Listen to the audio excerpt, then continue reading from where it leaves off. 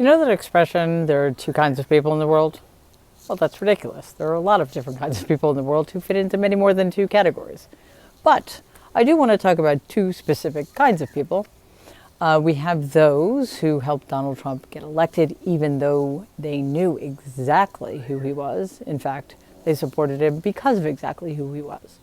At some point, perhaps, some of them got caught doing things they shouldn't have been doing in that effort, and they were forced to apologize, not because they were genuinely sorry for what they'd done, but because they got caught. Now that Donald has gotten back into office, these people are empowered. They're doubling down on their support of the Trump regime. Tim Pool, a known Russian asset, received nearly $10 million from a Russian state media company in order to churn out English language videos that were often consistent with the Kremlin's interests in amplifying U.S. domestic divisions in order to weaken U.S. opposition to Russian interests like its war in Ukraine, we know according to a PBS report. This week, Tim Pool was in the White House press room as a so-called journalist. Of course, he was called upon and he was ready with a question. Quote, "Many of these organizations that are represented in this room have marched in lockstep on false narratives such as the quote-unquote very fine people hoax, and now what's being called the quote-unquote Maryland Man hoax, where an MS-13 gang member, adjudicated by two different judges, I believe, is just simply being referred to as a Maryland Man over and over and over again.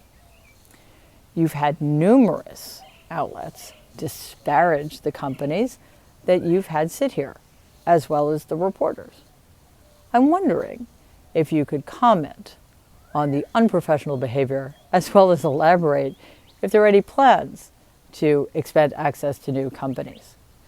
Unquote. Now, that was a question to Caroline Leavitt, the egregious press secretary, and Leavitt thanked Pool and welcomed the diverse viewpoint in the room. Diverse viewpoints, of course, is just what they're calling propaganda now, I guess. In the second group of people, we have those who also did a lot to help Donald Trump get elected, but let's give them the benefit of the doubt for the sake of argument and assume that they were somehow deluded into thinking he was actually the better alternative between the two candidates. Now, some of them are beginning to speak out against the policies of the Trump regime.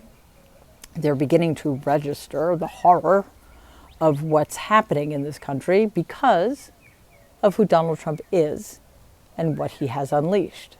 Of course, we always knew who he was. We knew what he was going to unleash. But again, benefit of the doubt. It's the second group I want to focus on because the first group continues to carry water for the Trump regime, and we need to ignore them. And when we have the opportunity, we need to box them out. They're not worthy of our consideration. I believe they're traitors, and I actually don't think there's anything they can do to redeem themselves because they are irredeemable. They also don't think they need to be redeemed. But what about the second group? It is not insignificant, especially for those with enormous platforms, to point out without pulling any punches the depredations of the Trump regime, and specifically of Donald himself. Because as we know, that often comes with a cost. There are consequences to speaking out against Donald and the regime. And that brings us to Joe Rogan. Now, Rogan's politics have always been kind of murky until the 2024 election when he became a hardcore supporter of Donald Trump. This, though, is what Rogan had to say on his podcast this week. Quote, "The problem with things that are going in a radical direction, then there's an overcorrection. So the overcorrection is lack of due process. The overcorrection is like round them all up, ship them to jail. That's like some things that you say when you're not thinking things through. Like, what do you do about all the criminals? Take them all? Fucking send them to El Salvador? Yeah, but what about due process? No, fuck that. Well, here's the problem with fuck that. What if you're an enemy of, let's not say any current president. Let's pretend we got a new president, totally new guy in 2028. And this is a common practice now of just rounding up gang members with no due process and shipping them to El Salvador. You're a gang member. No, I'm not. Well, prove it. What? You've got to go to court. No, no due process. Here it is. Unquote.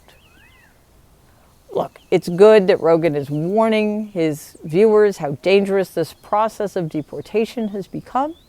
He has a huge platform, and that matters.